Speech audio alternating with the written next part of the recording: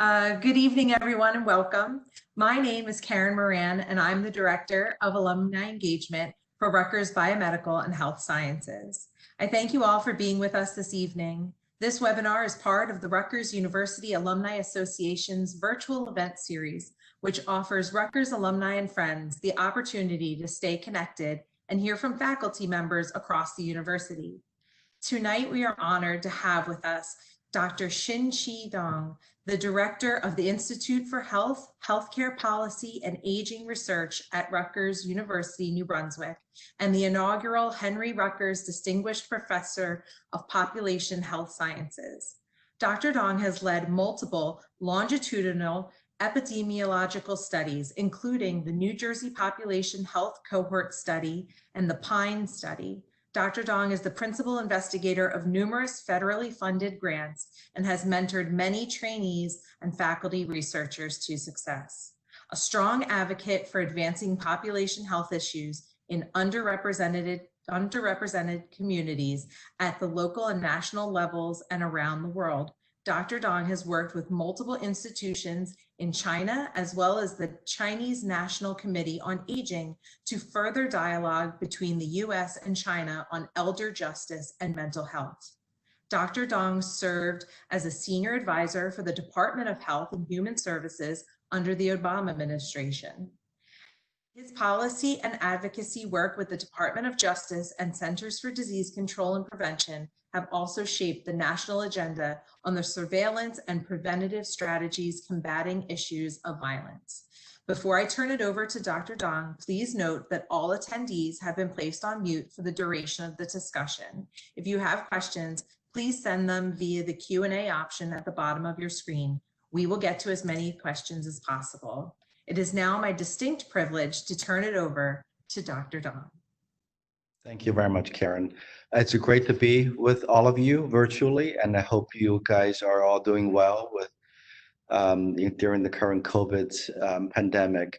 This slide that I'm showing now is certainly not what we're going to talk about today, but those are sort of the libraries of common health myths that we been doing a lot of work on at the Institute for Health, as well as our colleagues around the campus as well. And today it's just really giving you a flavor as to some of the 6 different topics I'm going to talk about today. I'll show you what they are in a second. But there's many issues out there, and we often, as patients, even as physicians, that we often don't know what are the right answers or where to seek those right answers.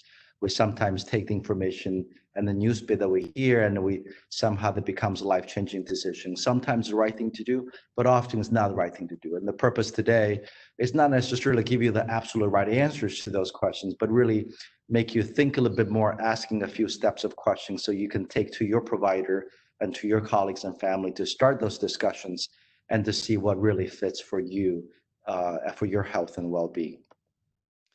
And so today, I was told that I have about half an hour for those discussions, and we have a library, probably about 30 to 50 different common myths that we have been doing a lot of work and investigating on. And the first we're going to talk about is olive oil, and then red wine, diet soda, intermittent fasting, aspirin, as well as sugar pill, as the 6 topics we're going to cover. If we have more time and people have questions, we may get to some of those other topics.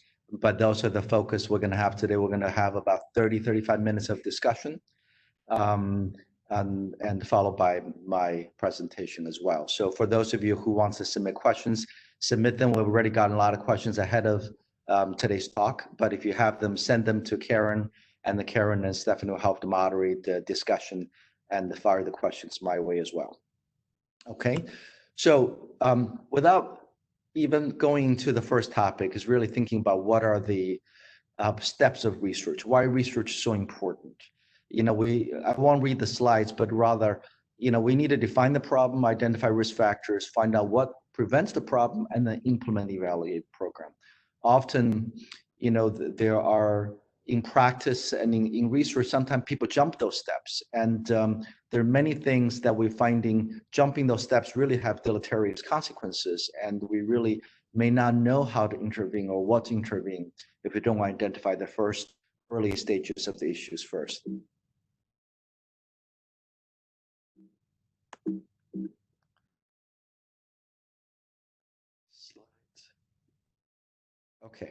So the evidence, this is a busy slide. By the way, for all of my slides, there are, for those of you who've seen me giving talks, they're much more detailed than I normally give on any talk. It's somewhat purposeful. The purpose is not for you to read everything, but rather if you want those slides, Karen and her development team can get those slides to you so that you can have a bit more detailed on the points I'm going to try to make, even though you may not be able to read through all of those different small fonts and points. So what are the evidence? There's observational studies in terms of you follow people over time, you see how they do. Experimental studies, when you do something to modify a risk factor and see how they lead to different outcomes. There's systematic reviews of people really pulling different literature together. And then there's a meta-analysis, people sort of pull various data points from different studies trying to make sense of a synthesis of those data. And what you see here is really, the point is that it's much easier to report positive clinical trials as opposed to negative clinical trials. Whenever we hear news in the media to say, well, this works, it's wonderful to hear that. You hear on the CNN, CNBC, and many other outlets, but it's rare that you hear things that doesn't work. And I think as epidemiologists, one of my sticking point is always being, sometimes we can learn just as much from things that doesn't work as opposed to things that work. So there's a strong publication bias in the sense that sometimes that you're 3 to 4 or 5 times more likely to hear positive trials as opposed to the trial that didn't work. Because I think for the trial that didn't work, with the things we can learn from them, we can make better trials on the next round. We don't always succeed in the first effort in attempts to make modifications for whether it's lifestyle or clinical trials and in general.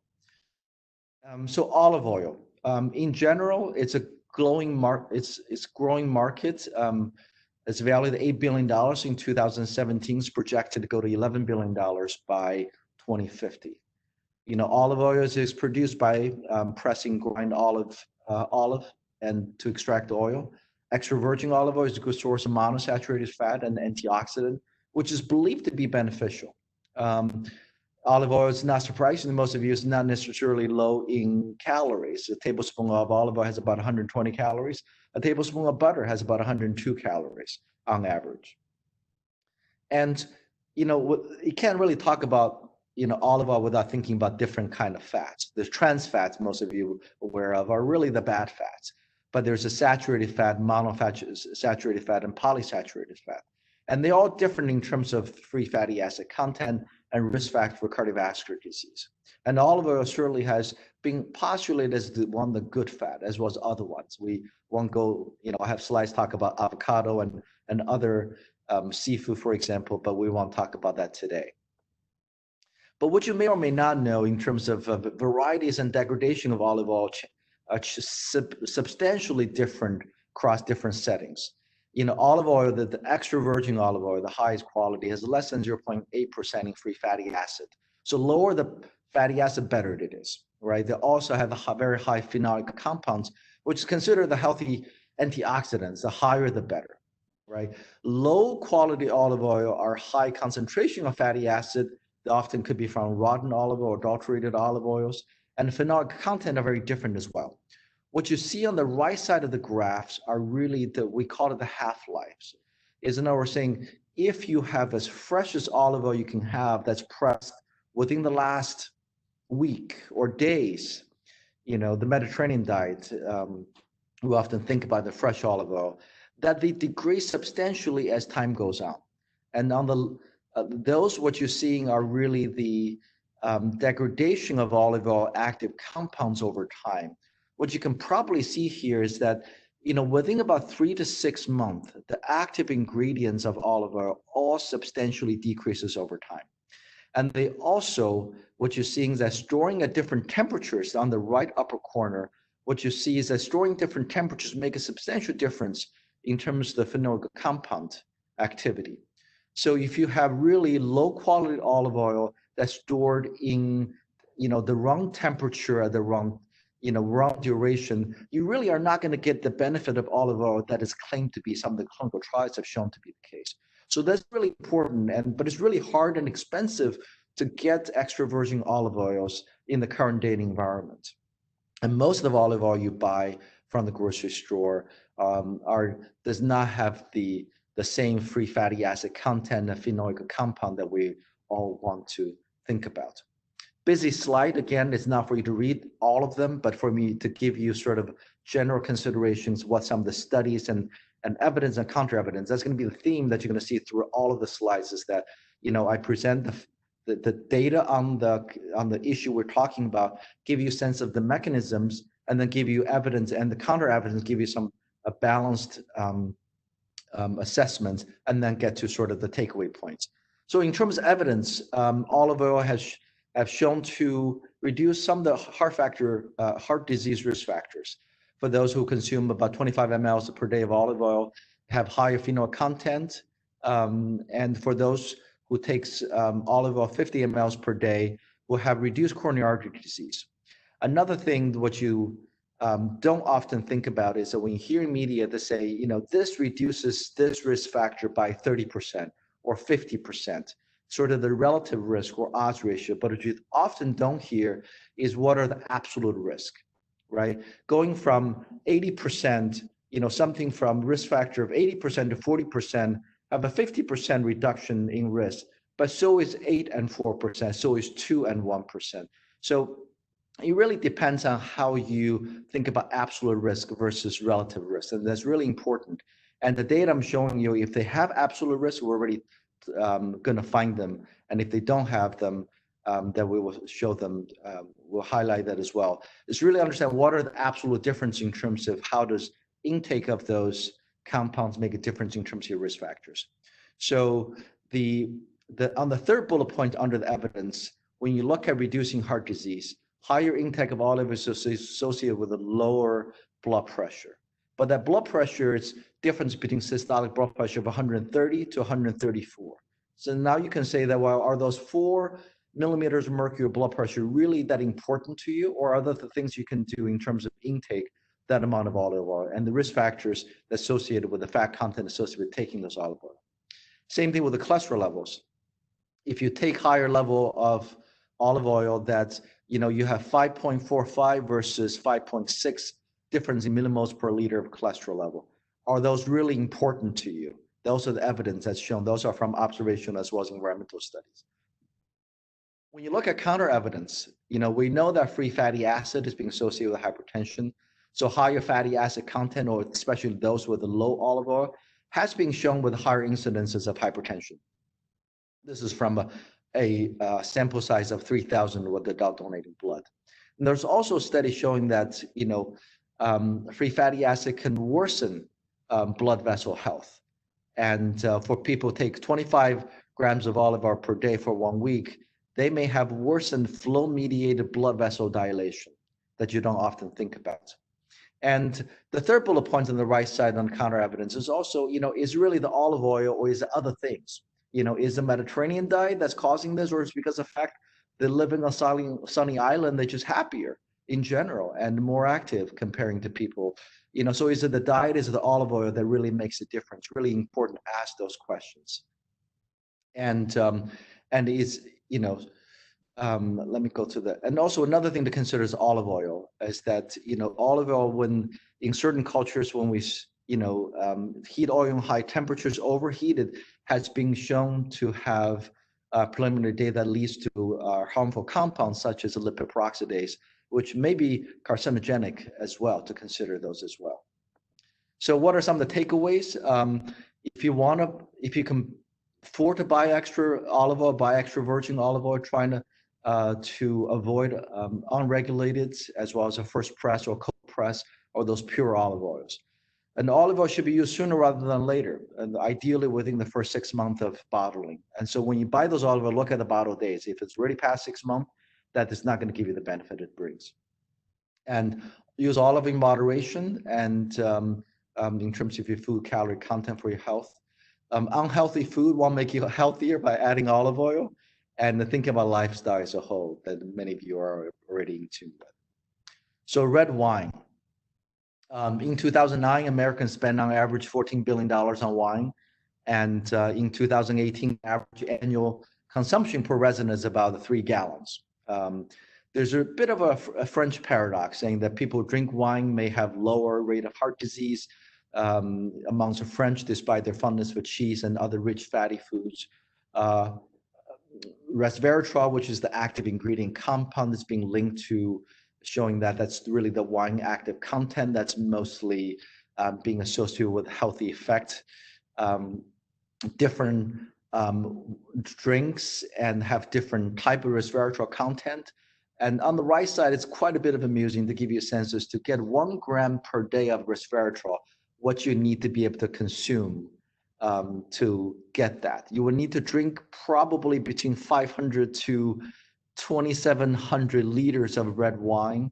You will need to eat about 2,500 kilograms of apple. You will need to consume about 795 kilograms of grapes. So the message is that for the most wine that you drink, you really are not going to get the resveratrol effect, the content, active ingredient most people think about. And I suppose drinking a glass of wine may or may not produce that effect. So what is the evidence, the mechanism? So resveratrol, it's a compound that have substantial antihypertensive effect. So if you look at the left side of the picture, essentially it's a mechanism showing how does resveratrol, leads to different blood vessel, endothelium-dependent vasal relaxation, make your blood vessel relax. So when you drink, your blood vessel dilates a little bit. That has substantial effects in short term, perhaps. On the right side, it was talked about how does alcohol actually absorbed? Obviously absorbed through your stomach and intestines, that's going to the liver and then affects different organs. So what are the evidence for that? So when you look at is red wine healthy? The first bullet point on the left side in terms of mortality or risk of dying. So amongst 3,000 individuals, drinking is inversely associated with mortality.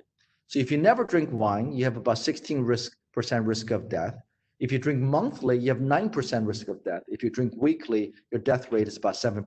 Now, those are absolute numbers, right? So furthermore, study shows that people who drank 3 to 5 glasses of wine per day had a 49% reduction relative risk of mortality.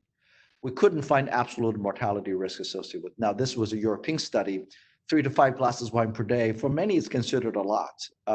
Is that really something that you would want to do? How do you balance that with respect to older adults and aging and other side effect medications?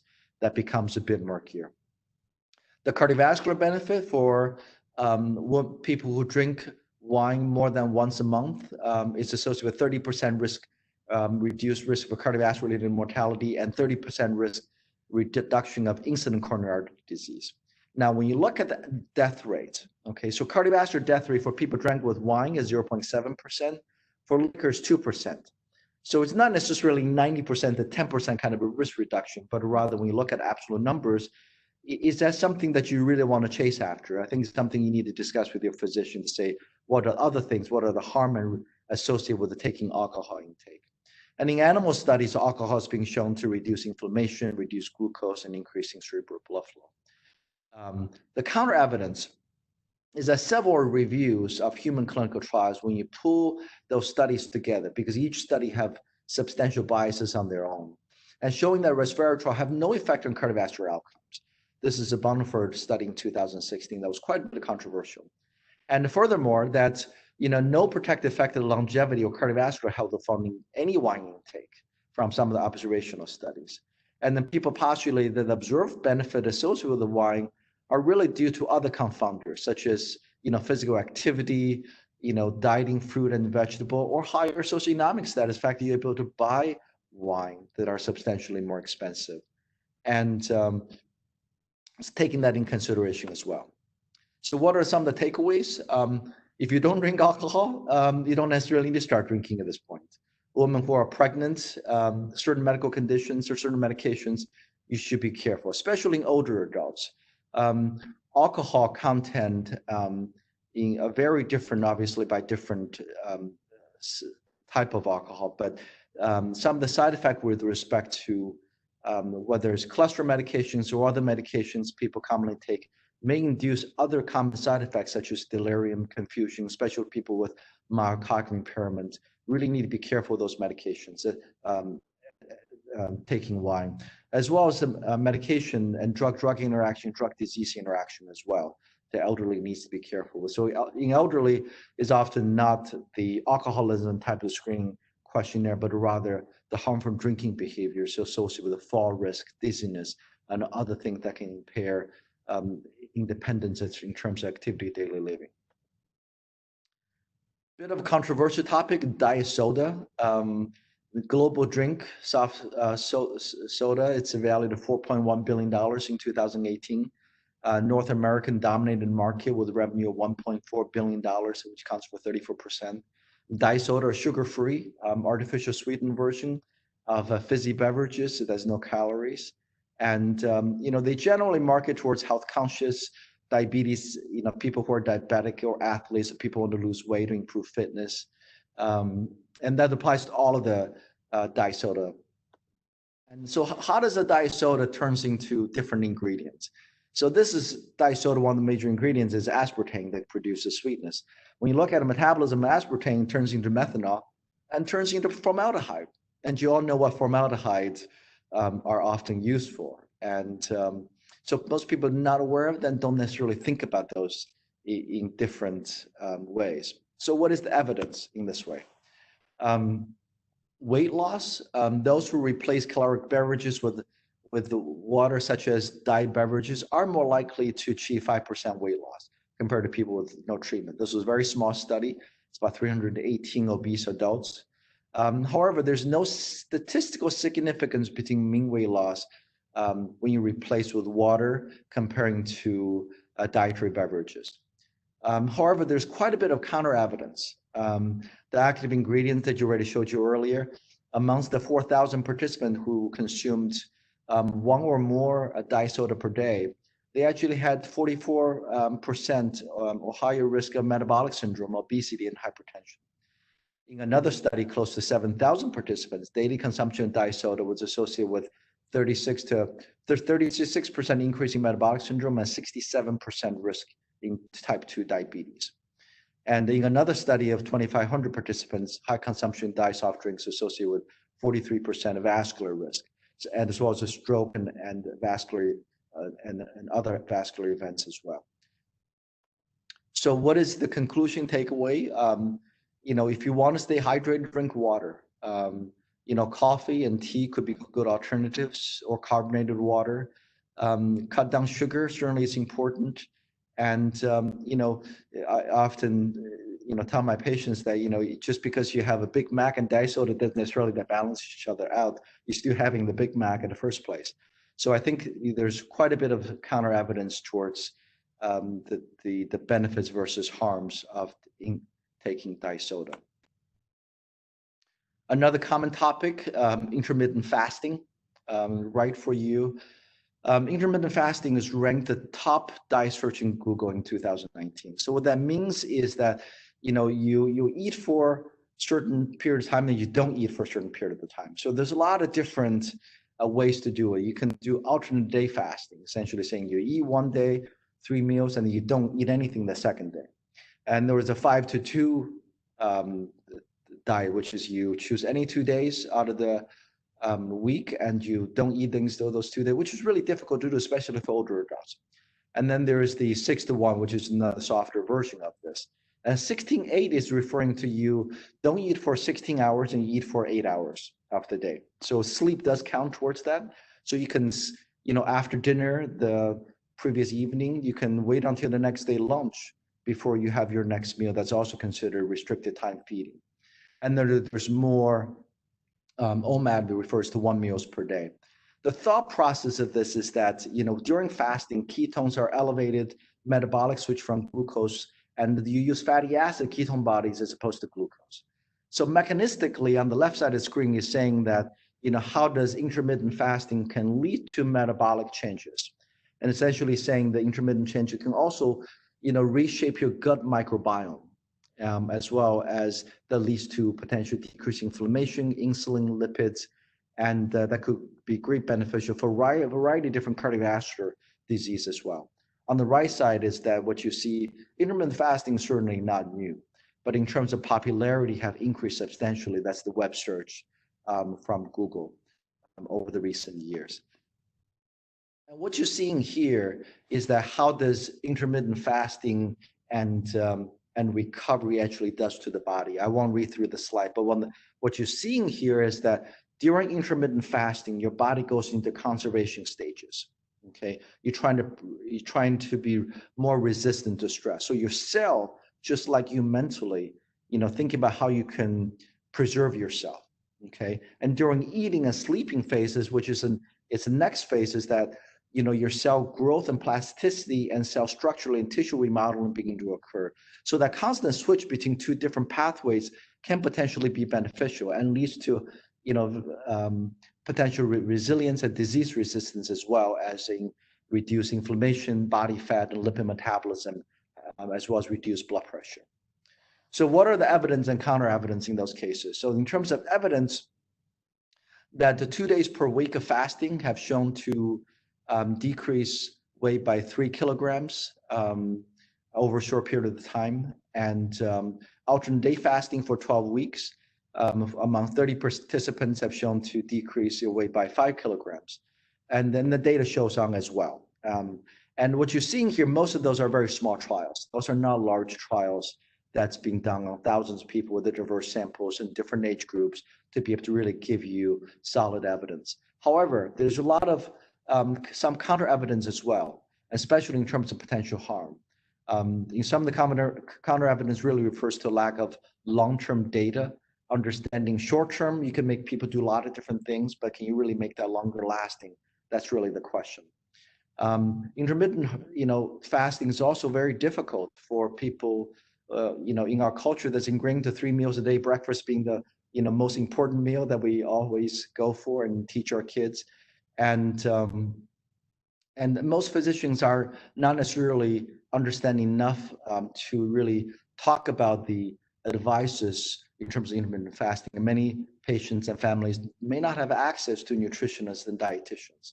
But what's interesting is this slide. Those on the left side of the slides are just some of the literature from neurology showing that for people with multiple sclerosis, MS, that showing that intermittent fasting can really lead to gut formation in terms of microbiome diversity that may lead to different T cells, your killer cells, in terms of your ability to heal, reduce inflammation, and demyelination. So there's some literature, more of a smaller trials, does show that it does have benefits. On the right side of the figure here, it's a bit controversial, but the data begin to come out amongst cancer patients.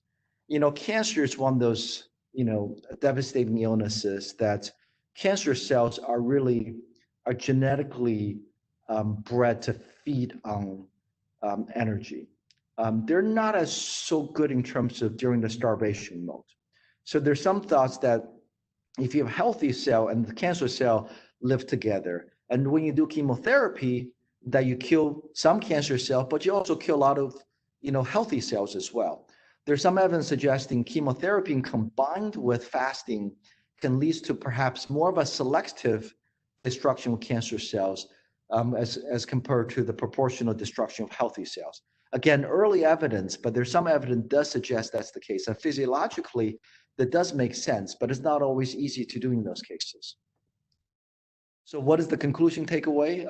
Intermittent fasting may have broad spectrum benefits, not just for weight loss, but amongst many other factors as well. It's not clear whether it's beneficial for people who maintain intermittent fasting for many years, some of the longer term consequences, and older adult people with diabetes and people who take medications who needs to take 2 or 3 meals a day may need to be very careful in terms of how they think about intermittent fasting, especially people with labile diabetes, labile sugars as well. Aspirin. For decades, we think aspirin, you can take aspirin just for about anything. 30 million Americans older than 40 take aspirin to prevent cardiovascular disease. More than 6 million Americans take aspirin daily without physician's prescription. And half of them more than 70 years old. Without cardiovascular disease, nearly 10 million people take aspirin every day. Aspirin, known as acetylsalicylic acid, is used to treat pain, fever, inflammation, and this is a bit of a mechanistic slide just to show you, how does NSAIDs, steroids, and mechanism, how does, when you take aspirin, how does it being metabolized? And the reason that's important is really the next slide below. Is that aspirin, it's being shown in terms of evidence, there's been many trials showing that, taking 100 milligram per day or less reduces non-fatal myocardial infarction, heart attacks in those cases. But the relative risk is 14%. And so they go from 0.15 to 1.4 events per 1,000 person. So in terms of absolute risk, may or may not be as high that you may think. In another trial of close to 88,000 individuals, taking 75 milligrams to 1,200 milligram aspirin a day reduces 10-year all-cause mortality by 6%. So now they didn't report absolute risk. You have to think about what is that 6% in terms of absolute risk numbers. And cancer as well, in some of the earlier trials in 2015, 2016, and showing that taking aspirin does reduce cancer-related mortality. And then there was even thoughts that colon cancer are being reduced for people taking aspirin, especially related to colon cancer-related death. However, in the recent years, there's been quite a bit of counter evidence in terms of thinking for us to really rethink all of the things we take with aspirin. Some of the cancer-related mortality were similar in aspirin versus control groups, really no different comparing to if you did not take aspirin. In fact, taking aspirin showed little or no benefit in terms of all-cause cardiovascular-related mortality, and low-dose aspirin does increase major GI bleeding as well as hemorrhagic stroke by 27%. And as well as aspirin may interact with ibuprofen. What I'm trying to say here is that on the counter evidence really are talking about primary prevention.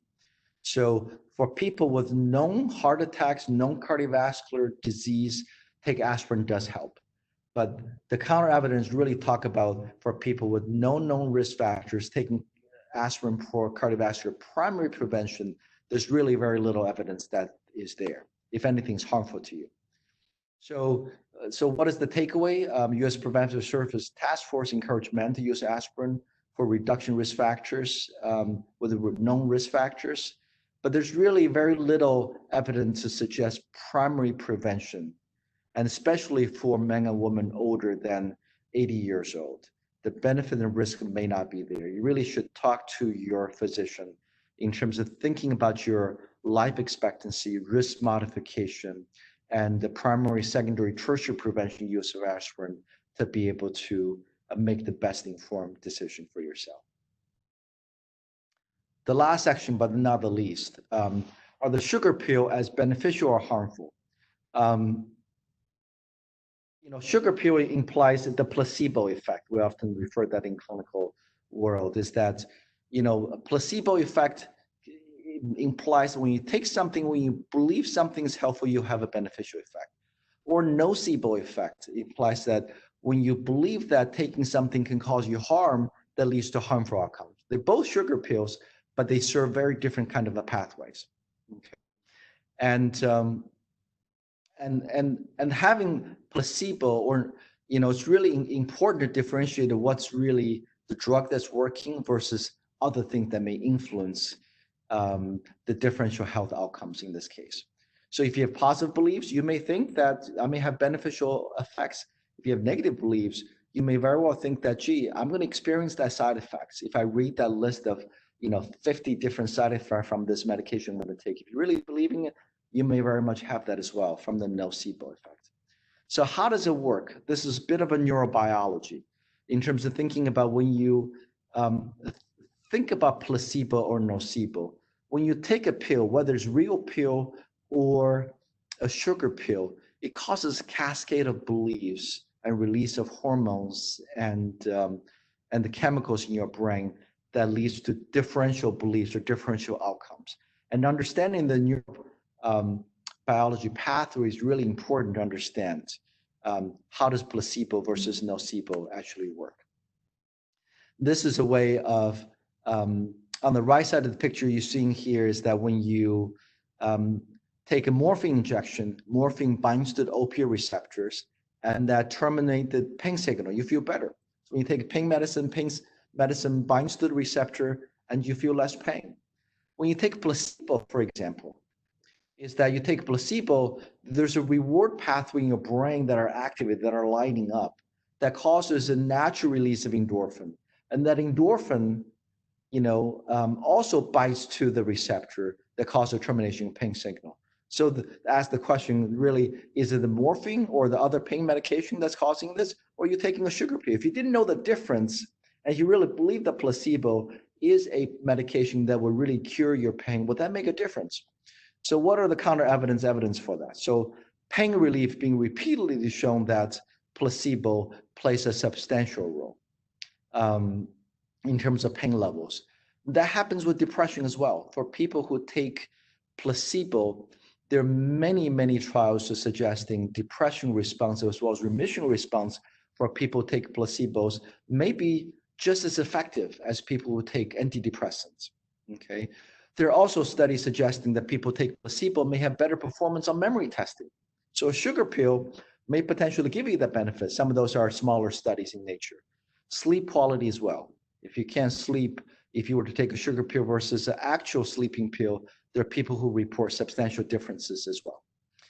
Nocebo, for example, side effects of something that people who may believe have the side effects. In some of the smaller studies, patients who believed that they will have sexual side effects. So beta blockers, or atenolol, labetalol, propranolol, those are medications that's used for cardiovascular disease, blood pressure. But one of the common side effects is impotence. And so for studies, people who were informed of those side effects, even though people who took placebo, 31% of the patients said that they did have sexual side effects from taking placebo medication, as opposed to the 16% of people who were not informed of the potential side effects. Finasteride is a medication for prostatic hypertrophy, BPH. So 40% of the patients who were informed of the explicit side effects or sexual side effects had sexual side effects, as opposed to 15% of the people who were not informed of the effects. So placebo, nocebo really plays a powerful role in our day-to-day living. And in addition, as the last two slides, that it's not just the placebo versus nocebo effects, is that people who are compliant with placebo effect actually had better outcomes. So in other words, saying for people who took placebo, if people who are more compliant with the placebo medication they were taking, even though it's a sugar pill, they had better outcomes with people who are less compliant with the placebo, even though they're both the same pills. So it really tells you that sometimes, psyche does overrule many aspects of our lives in terms of how we interpret the benefits and harms of those outcomes. So conclusion taking away, there's really thinking about, placebo versus nocebo side effects. Really talk to your physician. One of the strongest indicator of having nocebo or really potential harmful effect has also a lot to do with how you interact with your physicians. Patients who believe that they can trust their physician, they can really talk it out, and their physician acknowledge the potential side effects. Actually, over time, that those side effects do go away, even though they're taking certain medications. So lots of the over-the-counter medications heavily rely on the power of placebo before you really are, committed to taking a specific medication that you see, in the late night hours or on TV shows. Really think hardly and talk with your physician in terms of benefit or harms. Okay, Karen, how are you doing on time here? I feel like I'm gone over a bit. There we go. You're all right. We have a whole bunch of questions that came in beforehand. So if you're ready for those, I will share my screen so I'm not just a voice. Okay, so questions, there's a few here that kind of go together. So this question is, how can I tell if evidence or research is from a reliable source and can be trusted? And then the follow-up to that is, then how much of that evidence is enough to feel confident in making a decision? That's a great question, set of questions. I think really going to the trusted source is very difficult. And I think this is where you go to some of the center of excellence and going to institutions and research institutes and centers who really have a long reputation providing unbiased information. And that's not always easy to find. And sometimes you have to find from your physicians, say, which university, which center, which institute are really renowned in dealing with those kind of issues, and can I search out? There's a lot of information on the web that may or may not be accurate. And many of those, website does have a bit of a bias in understanding who funds their websites and whether there's any potential conflict of interest. Is not always to sift through those out. So I would say talk to your providers and talk to your physician.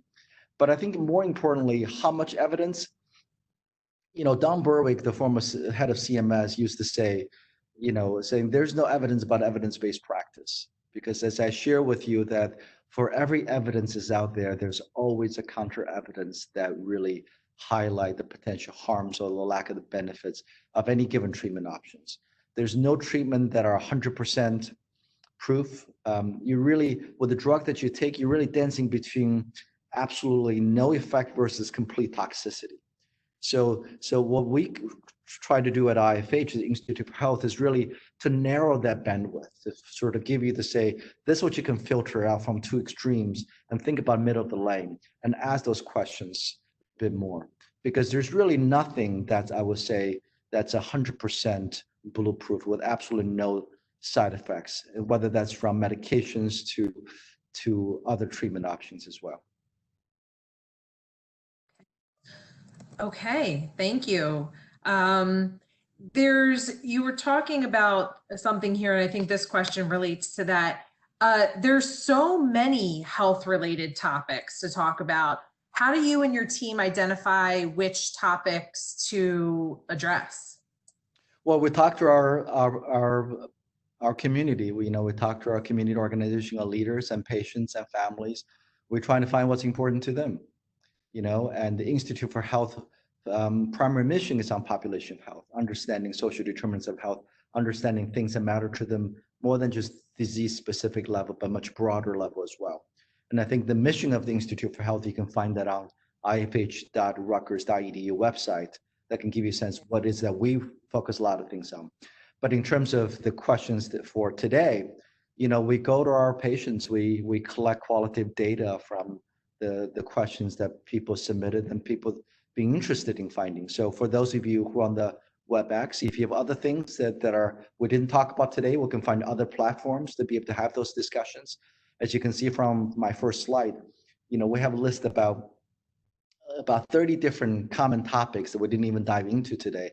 That's not even close to the whole set of different talk we're talking that we haven't started yet, looking at commonly misunderstood medications, especially for older adults, in terms of side effects that people are not aware of and the harms and benefits of those. So there's a lot we can go over, but this is the beginning of the dialogue.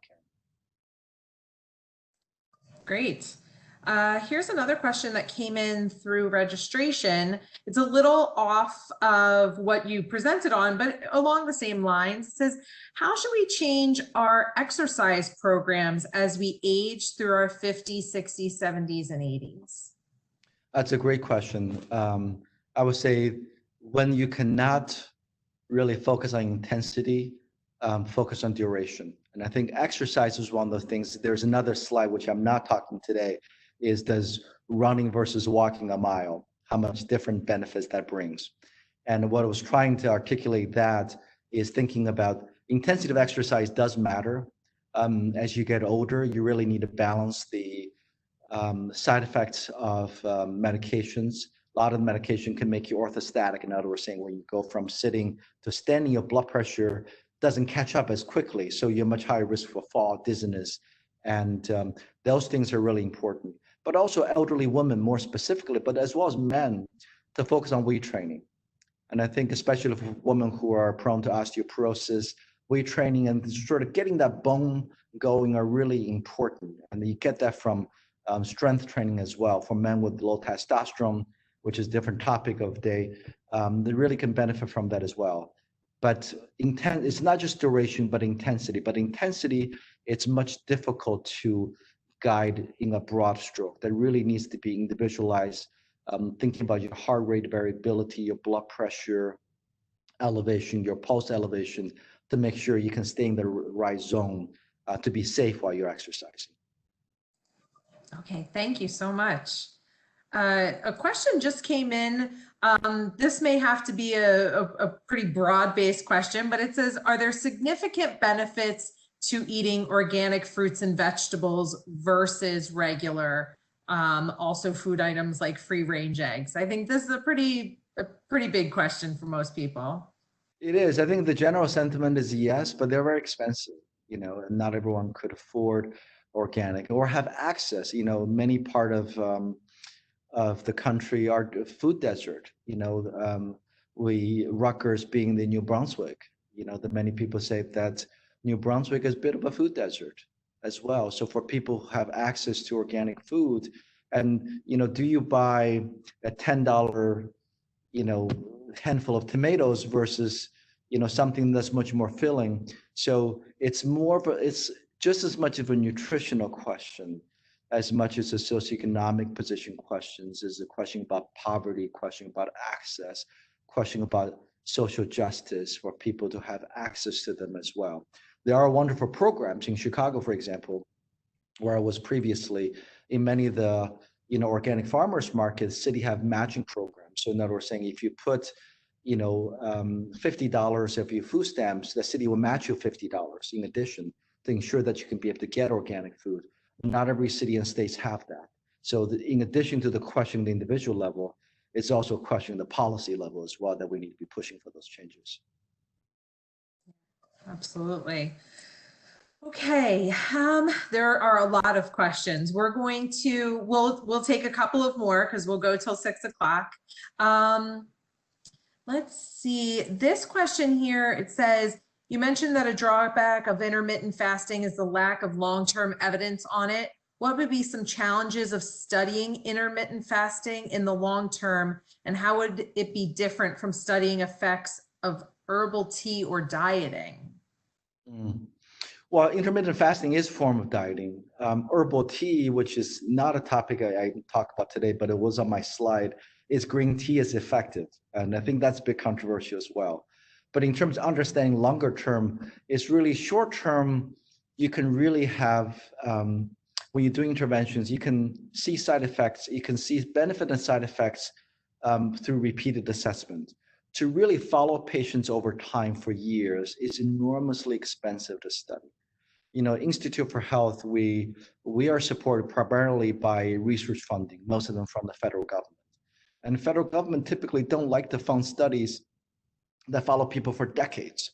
That's why we at the Institute do focus a lot of work on longitudinal study, really understanding long-term changes in people's health over time. So I think one is from a funding perspective is very difficult. And the second from just follow-up perspective to see, is really the long-term cardiovascular benefits there, and how do their lifestyle change during that period of the time, and how does their cardiovascular mortality, their diet and weight change over time. But understanding that, especially for older adults, weight change in later stages of life are very different. I often tell my patients not to lose weight. I often tell my patients to gain weight, especially who are frail, who are thin, who are malnutritious. So intermittent fasting really is not right for everyone. There will be a point inevitably, as I suspect, that intermittent fasting may need to stop over a certain period of time. Once your metabolic picture, once your physical picture comes into play, where it's saying more doing this will cause more harm. We should just assume that it will lead to long-term benefits without any downsides. Okay, taking a look here. There was another question here that was talking about, I'm not sure if there's well, I'm going to ask this question. It was a question about the diminished decision-making ability as we age. Is that a myth? Is that, what were you talking about there? Does that exist? No, it's a great question. We actually do a lot of work in that area at the Institute of my own work. So decision-making capacity refers to your ability to plan, sequence, and execute events, sort of your frontal lobe, right? So different part of the brain serve different functions. And, you think about to say, You think about cussing somebody out because they made you upset, but your frontal lobe stopped you by saying that, maybe I shouldn't say it. So that's your frontal lobe telling you to do something. That's called executive function. Decision-making capacity really use that part of the brain, sort of the front part of the brain. As you get older, aging is inevitable. Having dementia is not always inevitable. For people with dementia, they do have very diminished decision-making capacity. For people with mild cognitive impairment, often do have diminished decision-making capacity as well. That is a critical issue because it's an issue that decides whether you're living in a safe environment, whether you can process day-to-day activities, whether you can make financial decisions, healthcare decisions. The whole consent process is based on decisional capacity. If a cardiologist comes to you and says that, you should get a bypass surgery, they heavily rely on your decision-making capacity, your frontal lobe function, or your competence in legal term to give you the risk and benefit for you to make an informed decision. So that is a critical area that it does diminishes as we get older, but it's function of age and accumulative risk factors.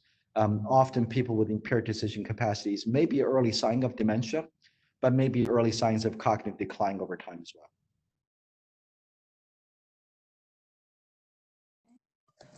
Thank you. So I think we have time for one more question. And this question it kind of wraps some things up, so it works out well for all of this. It says, distilling all of this information into something the average person can digest is a valuable resource to have. Is there a way we can access this information? And is there any way that we can support or participate in your work? I would love if all of you can support and help our work. And at the Institute for Health at Rutgers, we pride ourselves in not only answer the questions that people are curious about, but also translate them into research practice and policy. And the issues that you're hearing about today really are just the beginning layer of all of the things we care about at IFH.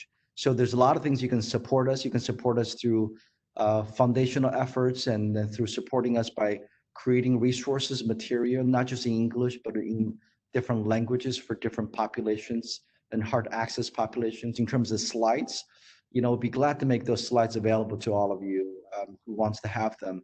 And we can certainly make them available on our website as well, ifh.rutgers.edu, where you can find a lot more about the type of work that we're doing, our collaborators, our members, and the different centers within IFH. We're really doing ground-cutting work and really make them meaningful so that our community, our population can benefit from. Well, Dr. Dong, thank you so much for your time tonight. Thank you for sharing your expertise. On behalf of everyone on the call, the Rutgers University Alumni Association, we just hope that everyone enjoyed their time tonight. This webinar is being recorded, so you'll be able to find that in a few days on our UAA YouTube page. We just thank you for your time and everything that you're doing. And I hope you have a great night. Well, thanks for having us and be safe and well. Take care, everyone.